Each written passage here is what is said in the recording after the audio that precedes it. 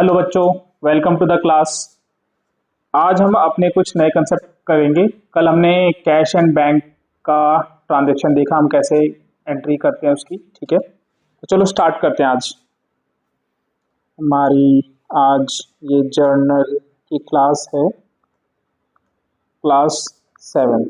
ठीक है, तो आज बच्चों हम पढ़ेंगे कुछ स्पेशल ट्रांजैक्शंस। ठीक है, स्पेशल ट्रांजैक्शन किससे रिलेटेड टू गुड्स।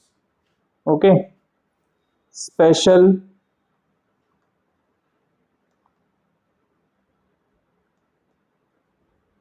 ट्रांजैक्शंस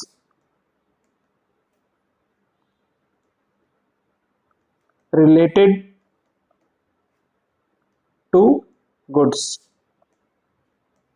अब देखो बच्चों, जो हमने अभी गुड्स के बारे में पहले पढ़ा था, हमने पहले ये पढ़ा था कि हम गुड्स में परचेस वर्ड यूज करते हैं और सेल्स वर्ड यूज करते हैं, और क्या यूज करते हैं, परचेस रिटर्न जब हम कुछ परचेस करके रिटर्न करते हैं, या फिर सेल्स रिटर्न जब हम कुछ सेल कर देते हैं और हमारे पास वो गुड्स वापस आ जाते हैं, तो सेल्स रिटर्न। ठीक है, और at the end of the period जब कोई गुड्स हमारे पास बच जाते हैं तो हम उसे स्टॉक बोलते हैं। ठीक है, तो अभी हम गुड्स से रिलेटेड ही कुछ और कॉन्सेप्ट पढ़ने जा रहे हैं।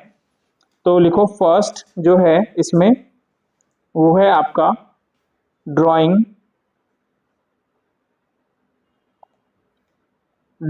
इन गुड्स। ठीक है, अब ये स्पेशल क्यों है?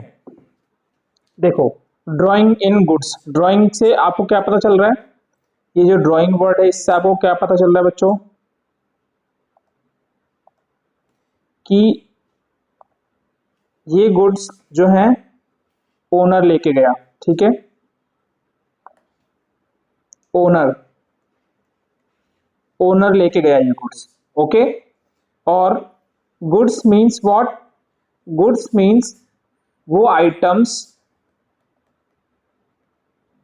या आर्टिकल्स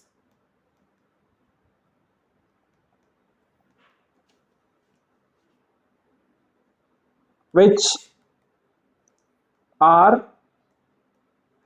held for sale। वो सभी आर्टिकल्स जो हम परचेज करके लाए थे, जिसे हम नॉर्मल कोर्स ऑफ बिजनेस में सेल करने वाले हैं। ठीक है, तो इसमें ऐसा क्या खास है ड्राइंग इन गुड्स? देखो, जब ओनर कुछ सामान अपने पर्सनल यूज के लिए लेके जाता है, ठीक है, तो हम उसे ड्राइंग बोलते हैं। बट वो अगर उस सामान को ले जाता है जो हम परचेज करके लाए हैं सेल करने के लिए, तो एंट्री क्या होती है? एंट्री लिखो, ड्राइंग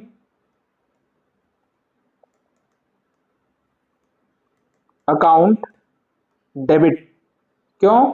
क्योंकि इससे पार्टनर या फिर जो ओनर है उसका कैपिटल कम हो गया। टू क्या लिखेंगे बच्चों? हमारे गुड्स जो हैं बाहर जा रहे हैं, तो हम जब हमारे गुड्स नॉर्मल सिनेरियो में जब बाहर जाते हैं तो हम क्या वर्ड यूज करते हैं? हम यूज करते हैं वर्ड सेल्स। ओके, तो क्या मैं यहाँ पे सेल्स वर्ड यूज करूं? क्या ये मेरा कोई सेल्स है? नहीं, तो यहाँ पे मैं सेल्स वर्ड का यूज नहीं कर सकता। क्यों नहीं कर सकता? क्योंकि मैंने अपने गुड्स को बेचा नहीं है। जो मेरे गुड्स हैं ओनर उन्हें ड्राइंग की तरह लेके गया है। ठीक है, अगर मैं नॉर्मली ओनर को इन गुड्स को बेचता और ओनर मुझे पैसे देता या फिर हमारा एक वो डेटर बन जाता, तो उस केस में सेल्स वर्ड का यूज कर सकता था। बट यहाँ ओनर अपने पर्सनल यूज के लिए ले जा रहा है from the company without paying anything, तो हम यहाँ वर्ड यूज करेंगे परचेस, टू परचेस अकाउंट। ठीक है, ये समझ में आया बच्चों कि हम सेल्स वर्ड का यूज नहीं करेंगे जब ओनर इन गुड्स को लेके जाएगा, हम वर्ड यूज करेंगे परचेस अकाउंट। ओके, आगे चलते हैं। नेक्स्ट ट्रांजैक्शन जो आपका स्पेशल ट्रांजैक्शन है वो क्या है? कभी कभी क्या होता है बच्चों, देखो, हम किसी ऐसे गुड्स में डील करते हैं, जैसे मेरा ब्लैंकेट का शॉप है, मैं ब्लैंकेट बेचता हूँ, ठीक है। तो जब सर्दियां पड़ती हैं तो अनाथ आश्रम, वृद्धाश्रम, यहाँ पे लोग क्या करते हैं, चैरिटी करते हैं, यहाँ पे कुछ डोनेशन देते हैं।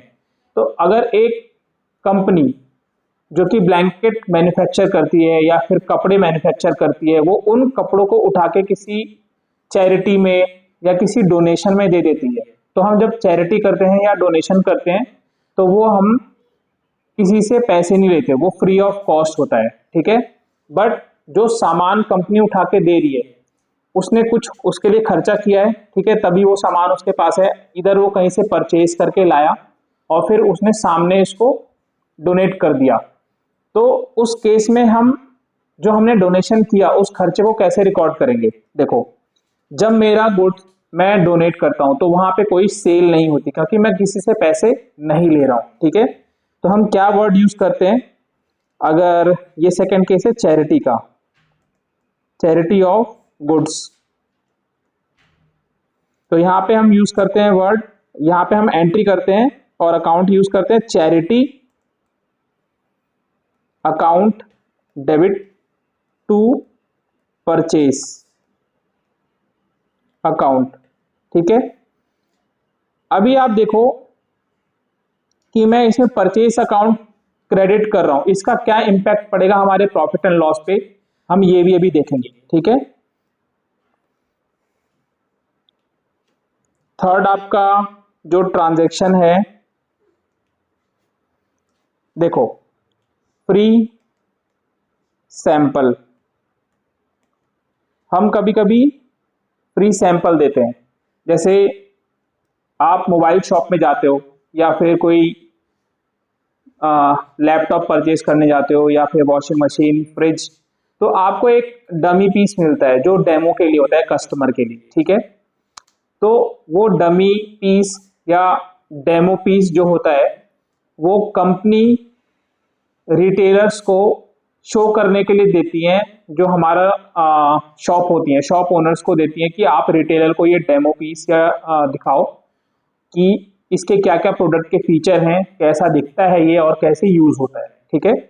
तो जब कंपनी वो डेमो पीस इन बिजनेसेस को देती है, बिजनेस एंटिटीज को देती है कि आप ये कस्टमर को शो करो, तो वो फ्री में दिए जाते हैं, ठीक है।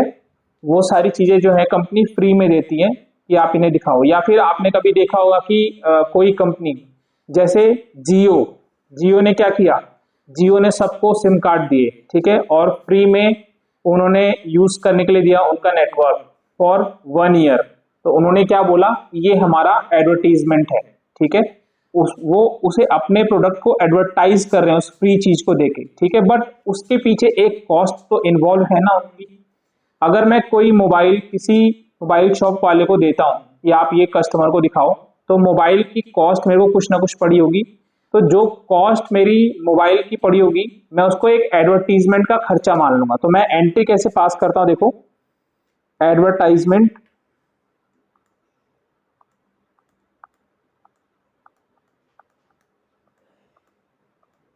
एक्सपेंस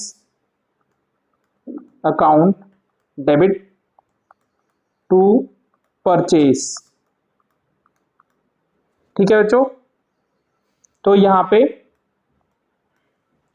एक, अगर देखो यहां पे तीनों में क्या कॉमन हो रहा है, तीनों में एक एक्सपेंस, जो हम परचेस अकाउंट को एक्सपेंस बोलते हैं, वो एक्सपेंस हम क्रेडिट कर रहे हैं और हम उस एक्सपेंस को किसी और अकाउंट में ट्रांसफर कर रहे हैं। कैसे? देखो, यहां से मैंने इस अकाउंट से ड्राइंग कैपिटल को अपने कम किया, देन इस केस में मैंने चैरिटी को एक्सपेंस की तरह ट्रीट किया, चैरिटी अकाउंट, ये आपका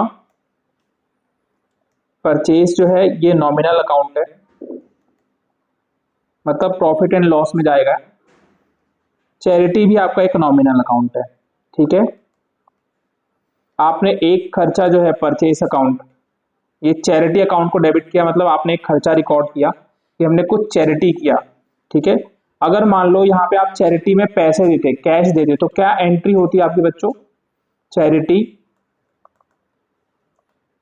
अकाउंट डेबिट टू कैश। अगर आप नॉर्मल चैरिटी करते तो ये आपका खर्चा हो गया और आपकी एक असेट जा रही है, ठीक है।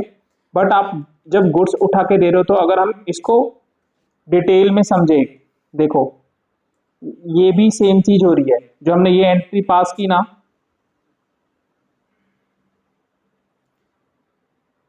जो ये हमने एंट्री पास की है यहाँ पे, ये भी सेम चीज है, बट इसका पीछे, इसके पीछे जो है लॉजिक देखो क्या है।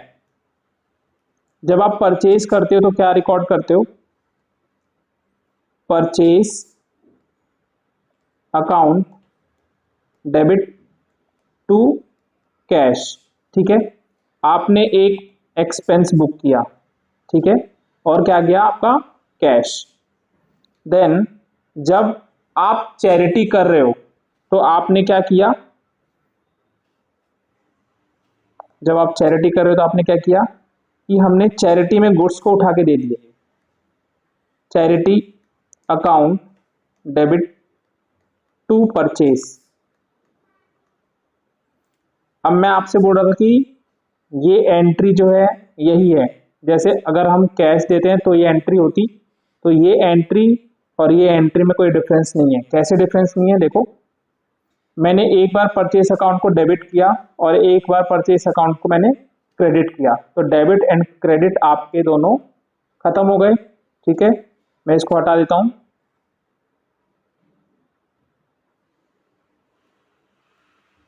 ये आपका debit and credit is over.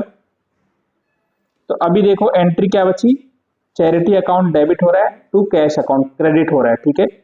तो जब हमने इस एंट्री को खोला, इस एंट्री को खोला तो पाया कि ये एंट्री सेम है इसके, ठीक है। बट हमने उसमें क्या किया था, हमने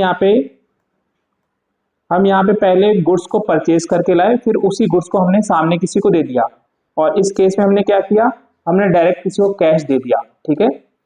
तो यहाँ पे क्योंकि हम गुड्स सप्लाई कर रहे हैं, गुड्स हम दे रहे हैं किसी को, तो हम परचेस अकाउंट को क्रेडिट करते हैं और इसमें एक्सपेंस बुक हो जाता है इस अकाउंट में, चैरिटी अकाउंट में, ठीक है। सेम फ्री सैंपल के साथ हम कुछ परचेज करके लाए, अगर मान लो मैं डायरेक्ट एडवर्टाइजमेंट करता तो कैश किसी को पेमेंट करता और वो मेरा एडवर्टीजमेंट कर देता, ठीक है।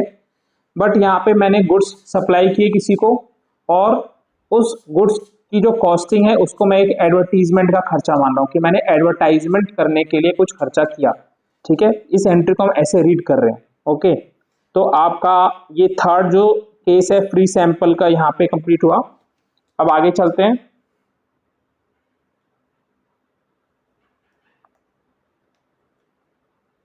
लॉस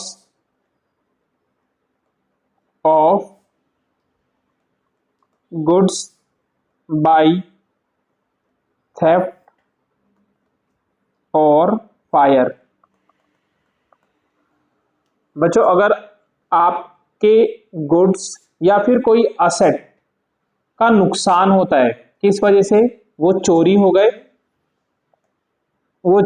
गए या फिर आग लग गई कंपनी में, ठीक है, तो गुड्स नुकसान हो गए, गुड्स जल गए, तो उस केस में हम ट्रीटमेंट कैसे करते हैं। देखो आपके गुड्स, आपकी कंपनी के अंदर आग लगी, आपका 1 करोड़ का जो सामान है, गुड्स है, वो जल के राख हो गया, ठीक है। उस गुड्स को आप खरीद के लाए थे 1 लाख रुपए में, उसकी कॉस्ट थी 1 लाख रुपए, एग्जाम्पल लेते हैं 1 लाख रुपए उसकी कॉस्ट थी। आप उसको जब बेचते मार्केट में तो वो बिकता 1.5 लाख में, ठीक है, 1,50,000। तो अब मेरे को आप बताओ कि आपका एक्चुअल लॉस कितना हुआ, 1 लाख का हुआ या 1.5 लाख का हुआ। देखो अगर आप बोलते हो कि मुझे 1.5 लाख रुपए का लॉस हो गया, तो आप यहां पे नोशनल प्रॉफिट, जो कि प्रॉफिट होता फ्यूचर में, अभी हुआ नहीं है, आप उस लॉस को, आप उस प्रॉफिट को इंक्लूड करके यहां पे लॉस बता रहे हो, बट अकाउंट्स में ऐसा नहीं होता, ठीक है। आपका जो एक्चुअल कॉस्ट है वही यहां पे लॉस होगा, जो कि है 1 लाख रुपए, ठीक है। तो जब आपके गोडाउन में, आपकी कंपनी में आग लगी और उस आग लगने से गुड्स का लॉस हुआ, तो उस केस में आप कौन सा अकाउंट डेबिट करोगे और कौन सा अकाउंट क्रेडिट करोगे बच्चों। देखो अगर थेफ्ट हुआ या फायर से लॉस हुआ तो उस केस में हम क्या करेंगे, हम लिखेंगे, अब एंट्री पास करेंगे हम, loss by theft account debit, या फिर मान लो फायर से भी लॉस हुआ है तो हम अकाउंट का यूज करेंगे, loss by fire account debit to purchase account. ठीक है, देखो इसका नेचर क्या है, इसका नेचर क्या है, इसका नेचर क्या है। इसका नेचर तो हमें पता है कि परचेस अकाउंट जो होता है वो नॉमिनल मतलब एक्सपेंस का नेचर होता है। अब देखो लॉस बाई थेफ्ट, हमने नॉमिनल में क्या रूल पढ़ा था, debit all expenses and losses and credit all income and gains. तो अगर आपका लॉस हुआ है, ठीक है यहाँ पे, तो ये किस में फॉल कर रहा है बच्चों, ये भी नॉमिनल में फॉल कर रहा है और ये भी नॉमिनल में फॉल कर रहा है। ओके, तो ये जब थेफ्ट या फायर से लॉस होता है हमारा तब हम ये एंट्री पास करते हैं। ठीक है, अब देखो इसमें भी इसका सब पार्ट हो सकता है, हम बोल सकते हैं कि इंश्योरेंस, जब भी हम कोई बड़ा काम करते हैं या फिर जैसे हमारे घर भी हैं, हम उनके इंश्योरेंस करवाते हैं। ठीक है, कंपनियां ऑलवेज, जो कंपनी है वो हमेशा इंश्योरेंस करवाती हैं अपने गुड्स का, क्योंकि उन्हें पता है बहुत बड़ा रिस्क इन्वॉल्व है अगर ऐसा कुछ कभी हो जाता है तो। ठीक है, तो अगर मान लो goods not covered by insurance, अगर हमने गुड्स का इंश्योरेंस नहीं करवा रखा तो क्या एंट्री होगी बच्चों, अगर हमने गुड्स का कोई इंश्योरेंस नहीं करवा रहा तो सेम एंट्री, जो भी लॉस होना था आपका लॉस हो गया और आप यही एंट्री पास करोगे। ठीक है, but second scenario, if goods are insured, insured means आपने गुड्स का इंश्योरेंस करवाया है और इंश्योरेंस कंपनी आपका क्लेम एक्सेप्ट करके उसको अप्रूव कर सकती है। अब देखो इंश्योरेंस कंपनी क्या करती है, जब किसी भी कंपनी में आग लगती है तो सबसे पहले कंपनी आती है, इंश्योरेंस कंपनी आती है, असेसमेंट करती है। असेसमेंट करने का मतलब वो जांच पड़ताल करती है कि आपके गोडाउन में कितने गुड्स पड़े थे, आपका एक्चुअल लॉस कितने का है, आपने कितने की पॉलिसी ले रखी है और हम कितना पैसा दे सकते हैं। ठीक है, सपोज आपकी कंपनी के अंदर 1 लाख रुपए के गुड्स पड़े थे, वो जल के राख हो गए। ओके, इंश्योरेंस कंपनी को आपने नेक्स्ट डे बोला कि हमारी कंपनी में आग लग गई और हमारे गुड्स जल के राख हो गए। ठीक है, इंश्योरेंस कंपनी वाले आएंगे, आपकी बुक्स में देखेंगे कि आपकी बुक्स के अंदर उस दिन, जिस दिन आग लगी, कितना बैलेंस था स्टॉक का। कैसे चेक करेंगे बच्चों, कहां से चेक करेंगे, लेजर से। ठीक है, परचेज का जो आपका लेजर होगा वहां पे आपने कुछ परचेज दिखाए होंगे डेबिट साइड पे, और जब आपने सेल किया होगा तो उसके क्रेडिट्स भी दिखाए होंगे। ठीक है, तो वहां एंडिंग जो बैलेंस होगा वो आपका स्टॉक होगा। तो कंपनी, जो इंश्योरेंस कंपनी है, उसको पता चल जाएगा कि वहां पे आपका उस दिन कितना स्टॉक था। ओके, सपोज आपने बोला कि हमारे 1 लाख के गुड्स जो हैं वो जल के राख हो गए। इंश्योरेंस कंपनी आती है, इंश्योरेंस कंपनी देखती है कि हाँ इनके बुक्स में 1 लाख रुपए के गुड्स दिख रहे हैं और 1 लाख के गुड्स वो मान जाते हैं, एग्री कर लेते हैं कि हाँ आपके गोडाउन में 1 लाख के गुड्स पड़े थे। फिर इंश्योरेंस हमने कितने का करवाया, ठीक है, सपोज हमने इंश्योरेंस 1 लाख का करवा रखा है, तो पॉसिबल है कि इंश्योरेंस कंपनी बोल दे कि हाँ हम आपको 1 लाख रुपए पूरे दे देंगे। ठीक है, और ये भी पॉसिबल है कि आपके गोडाउन में 1 लाख रुपए के जो गुड्स हैं वो टोटल लॉस नहीं हुआ आपका, बट उसमें से कुछ पार्ट, सपोज 80,000 का आपका लॉस हुआ है और 20,000 के गुड्स आपने इधर उधर किए हैं। ठीक है, मतलब आपने छुपा लिए या फिर बचा लिए, बट आप हमें डिस्क्लोज नहीं कर रहे हो, तो इंश्योरेंस कंपनी बोल सकती है मैं 80,000 ही दूंगा। तो यहाँ पे क्या हुआ, पार्शियल क्लेम पास हुआ, कुछ पोर्शन क्लेम पास हो गया और कुछ पोर्शन क्लेम पास नहीं हुआ, ठीक है।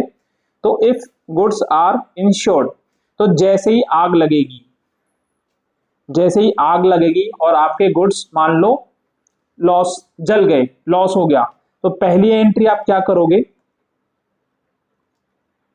Loss by fire account debit to purchase. हमने इस पहली एंट्री से क्या बताया कि भाई हमारे गुड्स का लॉस हो गया, कैसे, बाय फायर, ठीक है। तो गुड्स जो मेरे गोडाउन में पड़े थे, परचेस से हमने उसको क्रेडिट करके खत्म कर दिया, और दूसरा एक्सपेंस उसको रिकॉर्ड कर लिया, लॉस बाय फायर, ठीक है। सेकेंड, हमें पता है कि इंश्योरेंस कंपनी के पास हमारा इंश्योरेंस है, ठीक है, ये गुड्स इंश्योर्ड हैं, ठीक है। तो अभी क्या करेंगे, हम बोलेंगे भाई इंश्योरेंस कंपनी से हमें पैसा तो मिल ही जाएगा, insurance company account debit to loss by fire account, ठीक है। अभी हम क्या कर रहे हैं, यहां पे देखो, हम इंश्योरेंस कंपनी को एक असेट बना रहे हैं। हम इंश्योरेंस कंपनी को बोल रहे हैं, हमने क्लेम फाइल किया इंश्योरेंस कंपनी के पास, और क्लेम फाइल करने के बाद हम इंश्योरेंस कंपनी को अज्यूम करने की इंश्योरेंस कंपनी ये पूरा क्लेम मुझे दे देगी, ये पूरा पैसा मुझे दे देंगे, ठीक है। तो इंश्योरेंस कंपनी को मैंने एक असेट बनाया, क्यों, क्योंकि मुझे उनसे पैसे मिलने हैं, ठीक है, मुझे उनसे पैसे मिलने हैं। किस चीज के मिलने हैं भाई, हम इंश्योरेंस कंपनी को प्रीमियम पेमेंट कर रहे हैं, ठीक है। अभी मेरा लॉस हुआ है तो इंश्योरेंस कंपनी लायबल है मुझे पेमेंट करने के लिए, ठीक है। हम ये इस अजम्पशन पे इंश्योरेंस कंपनी को अपना असेट क्रिएट कर ले रहे हैं। और जो ये मेरा लॉस हुआ है, मैं बोल रहा हूं कि भाई मेरा एक्चुअल लॉस नहीं है, क्यों, क्योंकि ये लॉस जो है इंश्योरेंस कंपनी के द्वारा कवर्ड है, ठीक है। तो पहले मैंने लॉस बुक किया, क्योंकि इनिशियली मेरे को लॉस बुक करना पड़ेगा, क्योंकि ये इवेंट जो है मुझे अपनी बुक्स में दिखाना है कि हमारा लॉस हुआ था by fire. But second transaction, second entry से मैं ये दिखा रहा हूं कि ये लॉस तो जो हुआ था वो इंश्योरेंस कंपनी कवर करेगी, ठीक है। अब देखो, इसके अंदर फिर दो सिनेरियो निकल के आते हैं।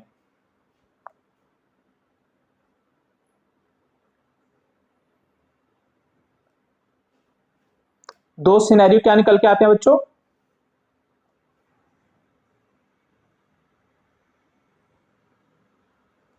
फर्स्ट इज फुल क्लेम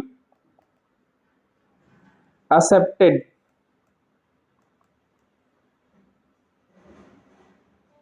पूरा क्लेम हमारा इंश्योरेंस कंपनी ने एक्सेप्ट कर लिया। मतलब अगर मेरा 1 लाख का लॉस हुआ है तो इंश्योरेंस कंपनी भी बोल रही है कि हाँ आपका 1 लाख रुपए का लॉस हुआ है और हम आपको 1 लाख रुपए दे रहे हैं, ठीक है।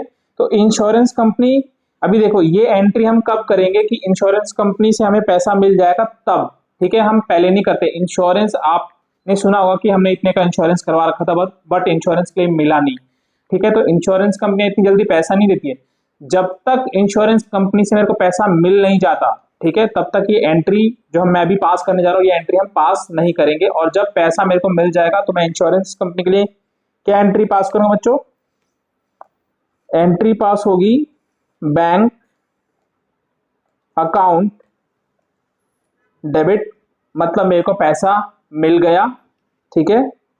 टू, हमने इंश्योरेंस कंपनी को अपना एक डेटर बना के रखा था कि इंश्योरेंस कंपनी तुम मुझे पैसा दोगी, ठीक है। तो इंश्योरेंस कंपनी ने मुझे पैसा दे दिया, तो इंश्योरेंस कंपनी का अकाउंट जो है क्रेडिट कर देंगे हम, इंश्योरेंस कंपनी अकाउंट, ठीक है। तो एक तो ये सिनेरियो हुआ जहां पे आपको फुल क्लेम मिल गया, ठीक है। Second is partial claim accepted, insurance company ने आपका पार्शियल क्लेम एक्सेप्ट किया। सपोज 80,000 उन्होंने एक्सेप्ट कर लिया कि ठीक है आपका लॉस 80,000 का हुआ है, बट जो 20,000 का है जो क्लेम उन्होंने रिजेक्ट कर दिया, ठीक है। तो उस केस में एंट्री क्या पास होगी, देखो आप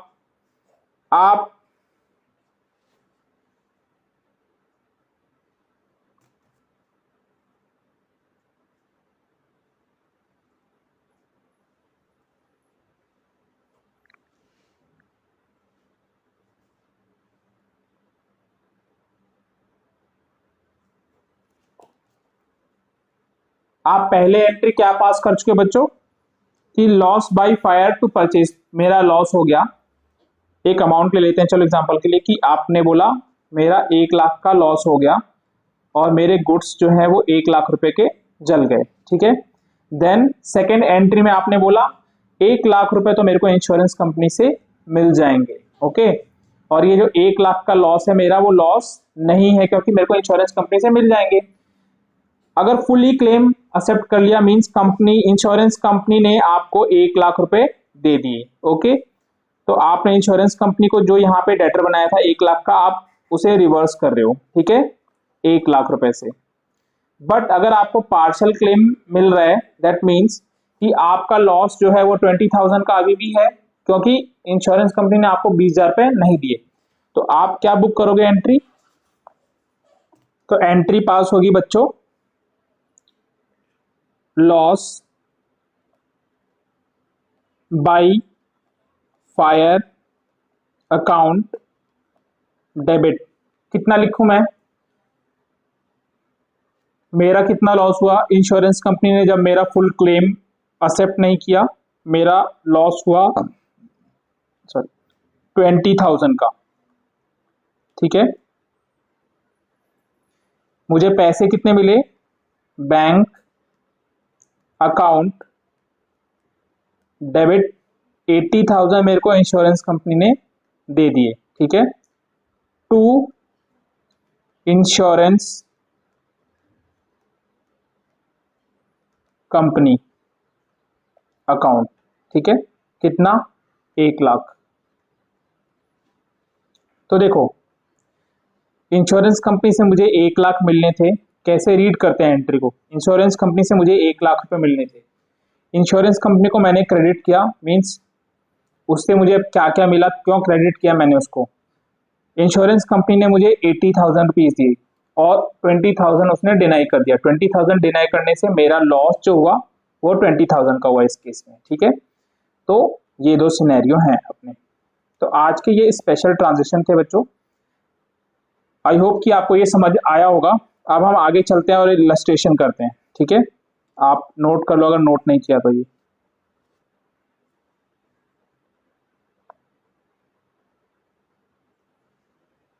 चलें आगे।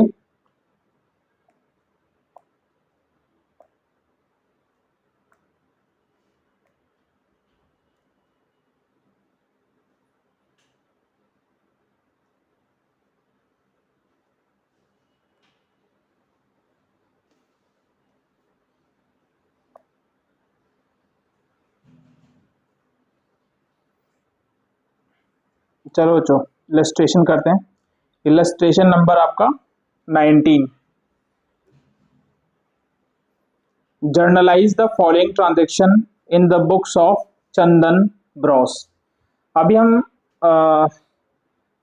जो हमने पिछली क्लास में अपना कॉन्सेप्ट किए थे ये उसके ऊपर बेस्ड है और इसमें एक नया कंसेप्ट है आपका जो अभी तक हमने कवर नहीं किया, ठीक है। चलो first transaction is received 38,000 from Krishna Swaroop in full settlement of his account for ₹40,000। Krishna Swaroop से मेरे को 40,000 रुपीज मिलने थे और फुल सेटलमेंट में मेरे को 38,000 रुपीज मिले। क्या एंट्री पास करेंगे बच्चों, अभी तो आप इसमें एक्सपर्ट हो गए हो। चलो मैं लिखता हूँ, मैंने फर्स्ट डाल दिया, अभी आप आगे का बताओ क्या एंट्री पास करेंगे इसमें। मेरे को जितना आता था मैंने कर दिया, अभी आप बताओ आगे क्या करेंगे। रिसीव्ड 38,000 मतलब मुझे कुछ पैसा मिला है, किससे, कृष्ण स्वरूप से, ठीक है। कैश मुझे मिला है दैट मीन्स कैश एक असेट है, डेबिट होगा। तो आप बताना मैं करेक्ट कर रहा हूं या रॉन्ग। कैश अकाउंट डेबिट 38,000, ठीक है। टू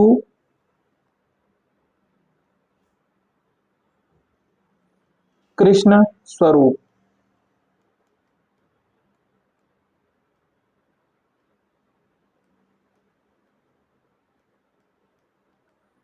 कृष्ण स्वरूप अकाउंट कितने से क्रेडिट करूं, 38,000 से कि 40,000 से? 40,000 से या 38? 38 से डेबिट किया तो 38 से क्रेडिट कर देता हूँ। क्या बोल रहे हो? नहीं, 40,000 से ही क्रेडिट होगा। क्यों? हमने इसका फुल एंड फाइनल सेटलमेंट किया है बच्चों, ठीक है। Full and final settlement means उसने अपने अकाउंट का फुल एंड फाइनल सेटलमेंट किया है। दैट मीन्स कि अब वो आगे मेरे को और पैसे नहीं देने वाला, तो हमने उसे कैश डिस्काउंट दिया हुआ। Cash discount is an expense for me, nominal account का रूल, वो डेबिट होगा, ठीक है। कैश अकाउंट डेबिट कितना? 2,000, ठीक है। आगे चलते हैं। Received 38,000 from Dushyant on his account for ₹40,000। Dushyant एक और डेटर है मेरा, उसने मेरे को 38,000 रुपीज दिए और 48,000 उससे ड्यू था, ठीक है। तो एंट्री क्या पास होगी हमारी? Cash account debit 38,000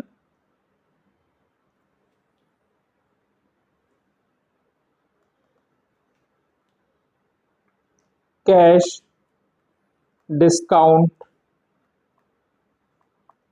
allowed 2,000 to, किससे हमें मिले पैसे? दुष्यंत।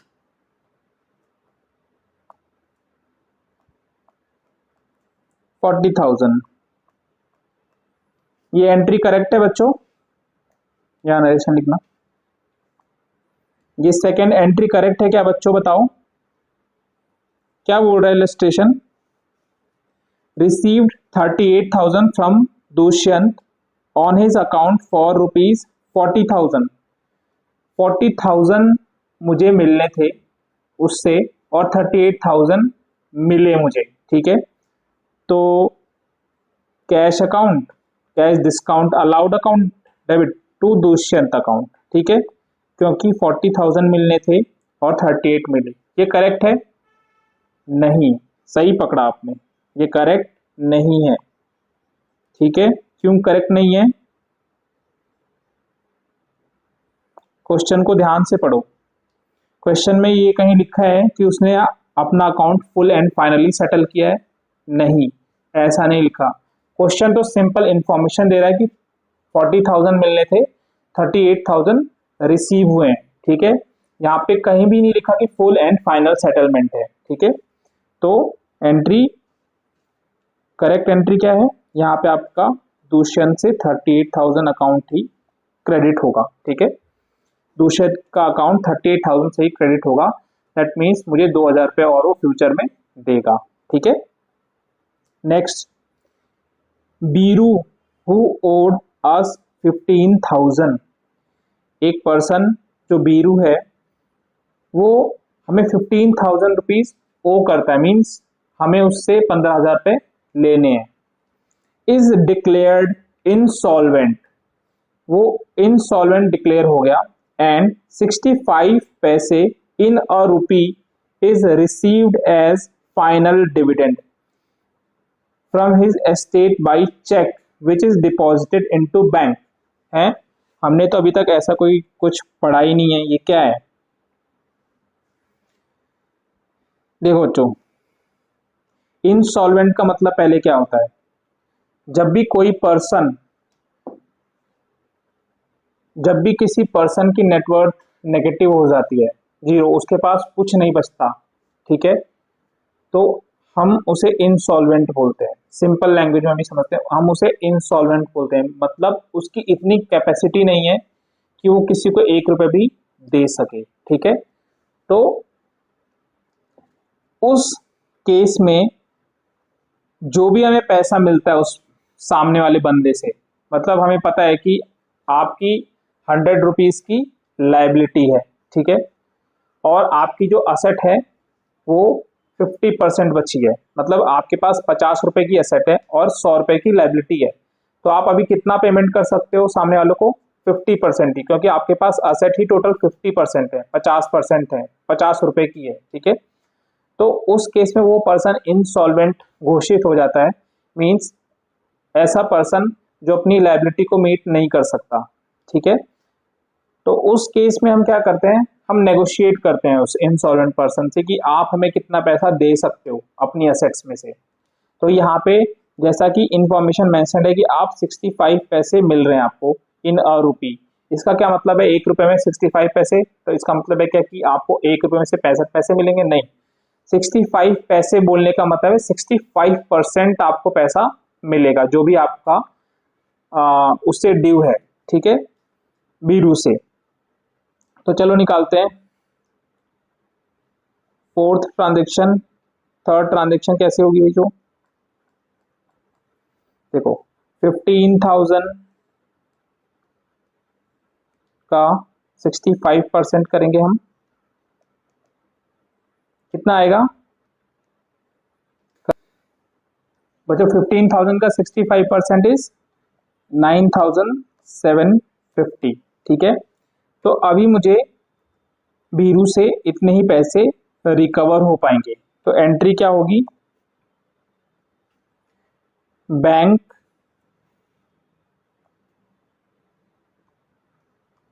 बैंक अकाउंट डेबिट, कितना पैसा मिला आपको? 9,750, ठीक है। टू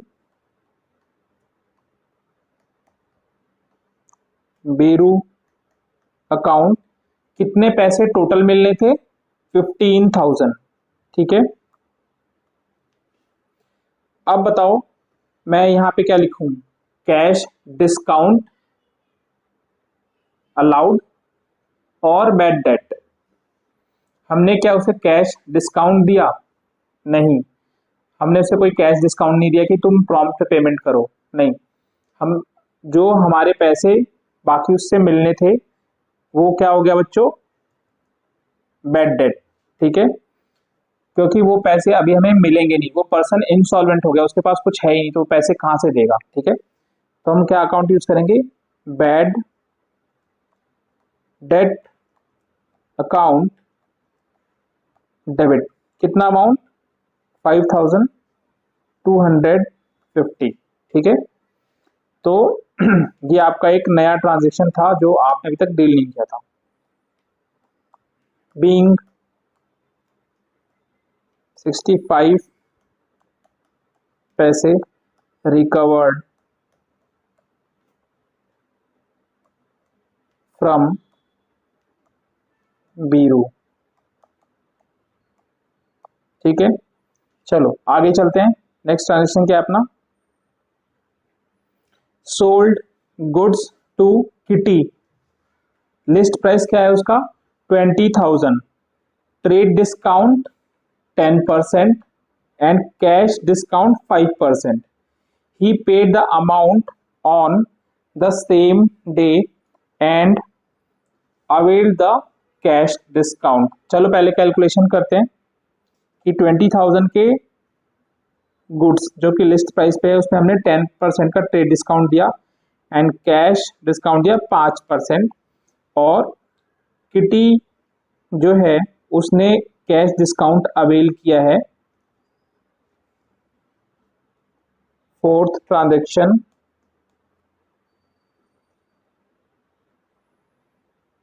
देखो, लिस्ट प्राइस, आप इसका नोट बना लो एक अपने पास, नोट 1।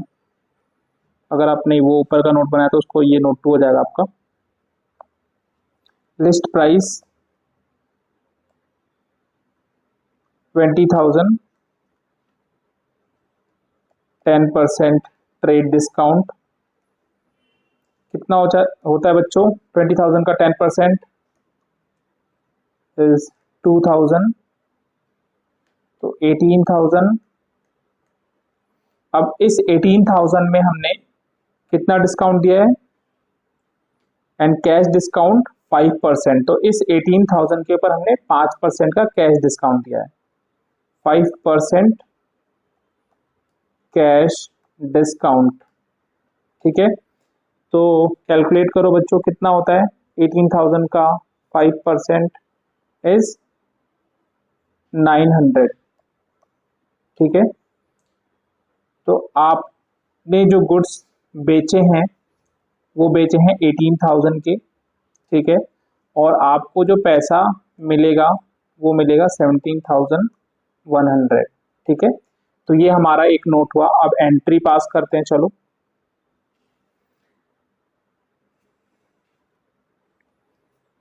हमें कैश में मिला या बैंक के थ्रू मिला पैसा बच्चों?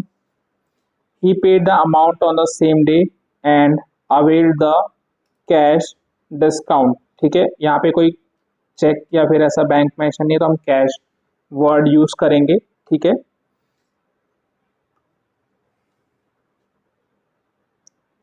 कैश इज एन असेट, आ रहा है कैश अकाउंट डेबिट। कितना बच्चों? 17,100 मेरे को मिले। मैंने गुड्स जो है कितने के बेचे? 18,000 के। जब हम गुड्स बेचते हैं तो क्या वर्ड यूज करते हैं? सेल्स। टू सेल्स कितना? 18,000। और हमने प्रॉम्प्ट पेमेंट करने के लिए कितना डिस्काउंट दिया? 900। क्या बोलते हैं उसको? Cash discount allowed. ठीक है, तो कैश डिस्काउंट अलाउड अकाउंट कितना बच्चों? 900। नरेशन लिख लो, being goods sold. Next transaction क्या है बच्चों अपना?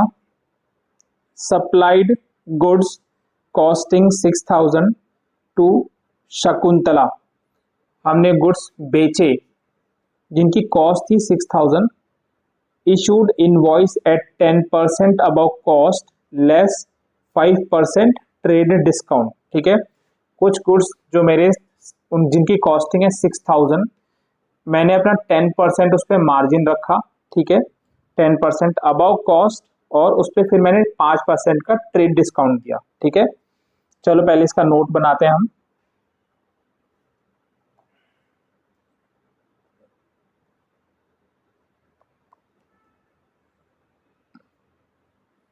नोट नंबर 2, देखो, कॉस्ट ऑफ गुड्स सोल्ड कितना है बच्चों? 6,000। 10% मार्जिन कितना हुआ? 600। तो आपका लिस्ट प्राइस जो निकल के आया, लिस्ट प्राइस इज 6,600। ठीक है, इसमें हमने कितना डिस्काउंट दिया? 5% ट्रेड डिस्काउंट। ठीक है, तो हमने 6,600 में 5% का ट्रेड डिस्काउंट दिया, तो कितना होता है? 330। ठीक है, 330 का हमने ट्रेड डिस्काउंट दिया, तो जो हमारा सेलिंग प्राइस हो जाएगा यहाँ पे अभी इज 6270। ठीक है, देख लो, ट्रेड डिस्काउंट इतना ही था ना, 5% ट्रेड डिस्काउंट। तो हमें यहाँ पे कैश मिला है या फिर बैंक से पैसे आए हैं? कुछ नहीं हुआ है, ना कैश से मिला है ना बैंक से पैसे आए हैं। ठीक है, यहाँ पे देखो क्वेश्चन के अंदर कहीं भी मेंशन नहीं है इसमें। Supplied good costing ₹6,000 to Shakuntala. Shakuntala को हमने सप्लाई किया, बट कोई कैश या फिर बैंक से पैसा नहीं मिला है। ठीक है, तो Shakuntala will become our debtor, जो कि एक असेट है। तो एंट्री पास करते हैं।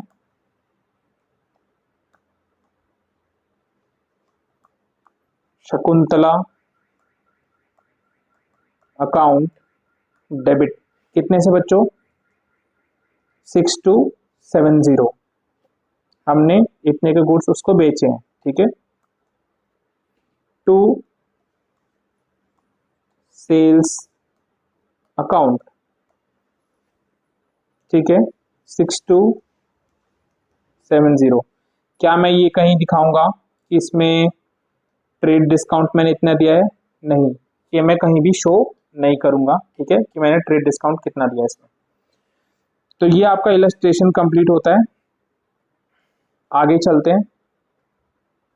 अब देखो, एक और चीज जो हमने इसमें देखा कि मैंने यहाँ पे मार्जिन इंक्लूड किया 600 का, बट मैंने इसको यहाँ पे कहीं दिखाया नहीं कि इस 6 to 7 के अंदर मेरा प्रॉफिट इतना था, मैंने इसको कहीं भी अलग से शो नहीं किया, ठीक है। बट अगर मेरा ट्रांजैक्शन कुछ ऐसा होता, example sold furniture costing ₹10,000 for ₹15,000, तो इस केस में देखो, मेरी फर्नीचर जो है उसकी कॉस्ट 10,000 है, मैंने उसको 15,000 रुपये में बेच दिया। इस केस में मैं एंट्री कैसे करता बच्चों? इस केस में मैं एंट्री करता कैश अकाउंट डेबिट, कितना? 15,000 आपको पैसे मिले। To furniture account, furniture account कितना? फर्नीचर क्या है आपका? असेट, असेट आपका रिड्यूस हो रहा है कितने से? 10,000 से, ठीक है,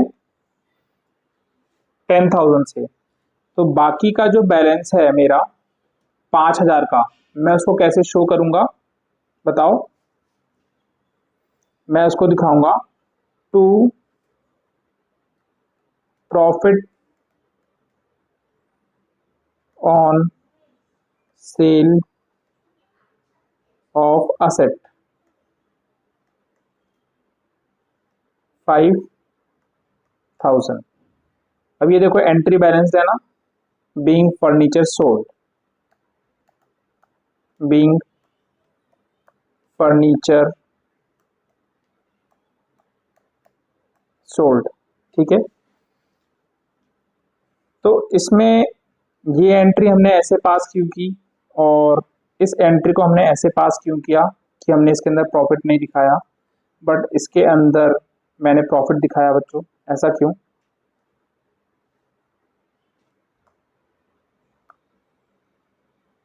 देखो ऐसा इसलिए कि सेल्स जो है वो मेरा रेगुलर नेचर का है, ठीक है। मैं हर सेल, अगर मैं दिन में 1,000 ट्रांजेक्शन करता हूँ या फिर 2,000 ट्रांजेक्शन करता हूँ सेल की, तो मैं हर एंट्री के अंदर प्रॉफिट नहीं दिखा सकता, वो फिजिबल नहीं होगा, ठीक है। तो उसके लिए हम एक अलग से अकाउंट बनाते हैं, ठीक है। बट जो असेट मैंने सेल किया, असेट हम डेली बेसिस पे सेल नहीं करते, ठीक है। एक दिन में मल्टीपल ट्रांजेक्शन की तो बात दूर की है, हम डेली बेसिस पे भी सेल नहीं करते। हमारा कभी साल में एक असेट या दो असेट बिक गए जो पुराने हो गए थे या फिर जो खराब हो गए हैं पूरे, तो उन्हीं वही ट्रांजेक्शन आते हैं, ठीक है। तो इस केस में, असेट के केस में हम प्रॉफिट को अलग से दिखाते हैं, बट सेल ऑफ गुड्स के केस में हम उसको अलग से नहीं दिखाते, उसका एक अलग से, अभी आप समझ लो कि उसका एक अलग से अकाउंट बनता है जहां पे हम अलग से प्रॉफिट निकालते हैं उसका, ठीक है। तो ये डिफरेंस है इसका। तो आगे चलते हैं, एक और क्वेश्चन लेते हैं बच्चों।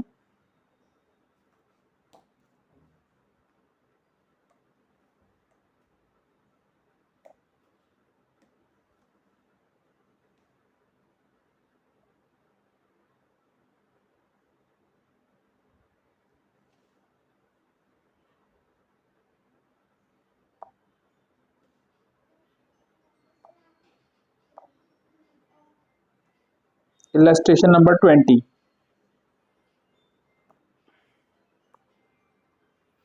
पास journal entries for the following. Proprietor withdrew for his personal use cash 20,000 and goods worth rupees 10,000। Proprietor ने विदड्रॉ किया, ठीक है। क्या एंट्री पास करेंगे और कैसे पास करेंगे बताओ। प्रोप्राइटर ने विदड्रॉ किया मींस ड्रॉइंग अकाउंट तो यहाँ पे यूज होगा, ठीक है। कैश और गुड्स वर्थ रुपीज 10,000। तो चलो एंट्री पास करते हैं। फर्स्ट बच्चों अगर ड्रॉ किया है तो कैपिटल क्या होगा, रेड्यूस होगा या फिर इंक्रीज होगा, रेड्यूस होगा। Capital is what, a liability. Liability जब रेड्यूस होती है, कम होती है, तो क्या करते हैं, उसको डेबिट करते हैं, ठीक है। तो ड्राइंग भी ओनर को रिप्रेजेंट कर रहा है। ड्राइंग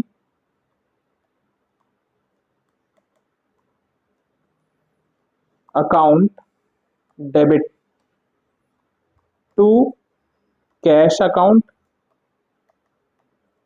ठीक है। कैश कितना गया मेरा, 20,000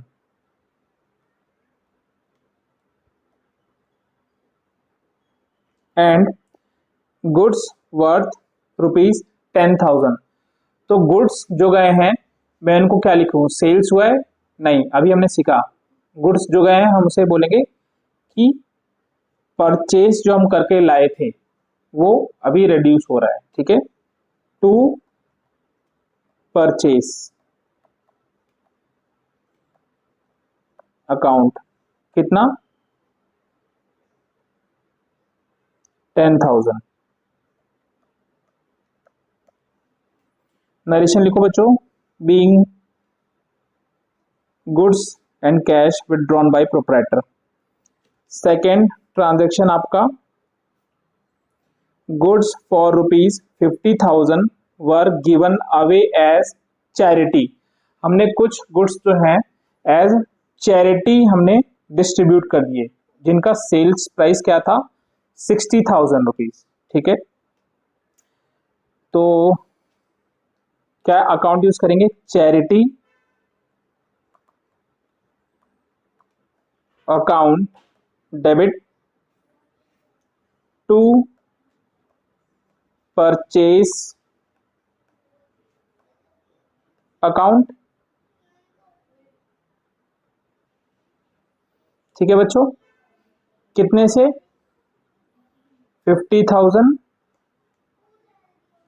एंड 50,000, ठीक है।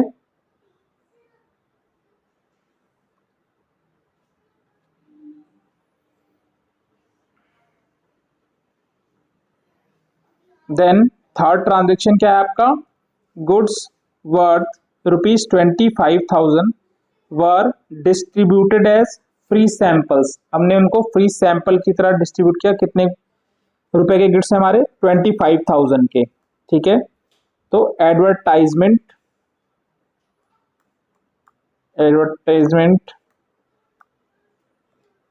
Expense account debit to purchase account, कितना बच्चों, 25,000 एंड 25,000, ठीक है। हमने 25,000 के जो गुड्स हैं उनको फ्री सैंपल की तरह दिया, मींस फ्री सैंपल से मेरी एक एडवर्टीजमेंट हो गई, ठीक है। तो हमने एडवर्टीजमेंट एक्सपेंस में उसको बुक कर लिया, advertisement expense debit to purchase account, ठीक है। अब देखो आगे चलते हैं, goods worth rupees 50,000 and cash rupees 20,000 were stolen by an employee. एक एम्प्लॉय जो है उसने 50,000 के गुड्स चुराए और कैश 20,000 का चुराया, ठीक है। तो क्या एंट्री पास करेंगे इसके लिए बच्चों। Fourth transaction is what, fourth entry क्या होगी हमारी, loss by theft account debit, और क्रेडिट किसको करेंगे बच्चों हम, टू परचेज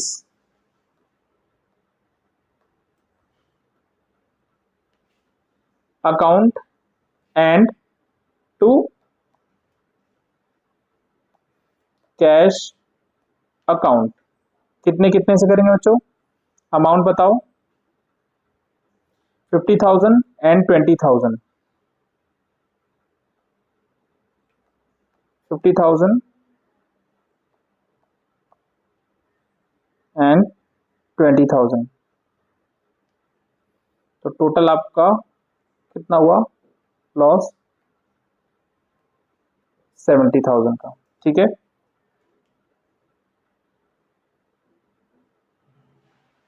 आगे चलते हैं। Goods worth ₹1,00,000 were destroyed by fire. 1,00,000 रुपए के गुड्स जो हैं वो फायर से डिस्ट्रॉय हो गए। ठीक है, insurance company admitted and paid claim for 60% amount. ठीक है, तो जैसे मैंने आपको बताया था, अभी देखो हमारे पास ये फुल इंफॉर्मेशन लिखी हुई है, तो हम ऐसा नहीं कर सकते, एंट्री हम ये पास नहीं कर सकते कि bank account account debit 60,000, loss by fire 40,000, to insurance company 1,00,000। ठीक है, ऐसा ये एंट्री हम पास नहीं कर सकते। क्यों? क्योंकि हमने पहले अपनी बुक्स में लॉस दिखाया नहीं। ठीक है, हमने इंश्योरेंस कंपनी को ये नहीं दिखाया कि वो मेरी एक असेट है और मेरे को उससे पैसा मिलना है, और ये थर्ड एंट्री जो मैं पास कर रहा हूँ ये डायरेक्ट एंट्री पास नहीं हो सकती, इसी इन्हीं रीजंस की वजह से। पहले ये जो इवेंट हुआ, ये इवेंट एक टाइमलाइन के अकॉर्डिंग चलते हैं। देखो, पहले आग लगी, उसके बाद आग लगने के बाद आपको पता चला कि मेरा इतने का लॉस हो गया, तो आपने लॉस बुक कर लिया। फिर इंश्योरेंस कंपनी में आपने क्लेम लॉन्च किया, क्लेम लॉन्च करने पे आपने इंश्योरेंस कंपनी को ये बोला कि हमें इंश्योरेंस कंपनी से पैसे मिल जाएंगे, तो आपने सेकेंड एंट्री पास की, इंश्योरेंस कंपनी को अपना एक एसेट बना लिया, उसको डेटर बना लिया, एंड देन जब आपके पैसे मिल गए तो आपने थर्ड एंट्री पास की। ठीक है, तो इसी क्रोनोलॉजिकल ऑर्डर में हम चलेंगे। ठीक है, क्या एंट्री पास होगी बच्चों, loss by fire account debit. कितना कितने का लॉस हुआ मेरे को, 1,00,000 का, to purchase account 1,00,000।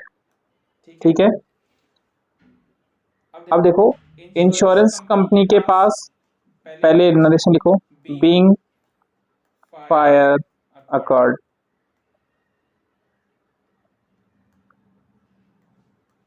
And loss incurred. ठीक है, इंश्योरेंस कंपनी के पास जब मैंने क्लेम लॉन्च किया उस दिन मैं एंट्री क्या पास करूंगा, अभी इंश्योरेंस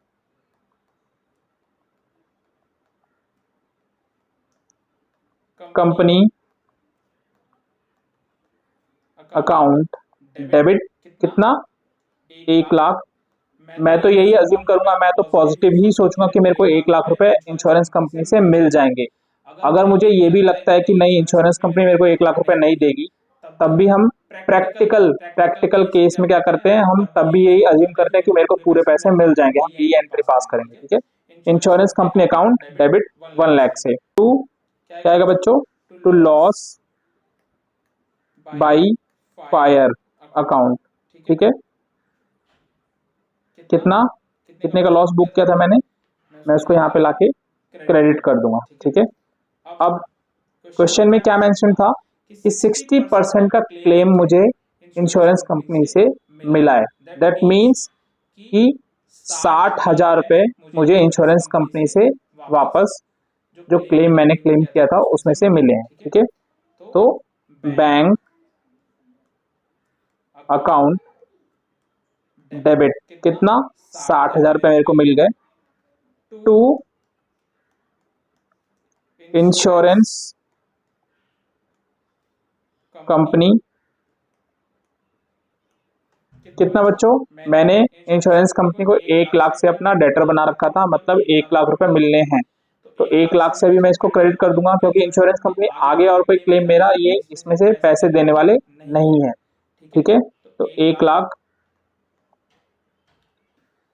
अब जो गैप है वो मेरा लॉस हो गया क्योंकि एक्चुअल लॉस हुआ था, तो यहाँ पे क्या करेंगे, loss by fire account debit, कितना, 40,000 से। ठीक है, यहाँ पे नरेशन लिखो, बीइंग इंश्योरेंस क्लेम सेटल्ड।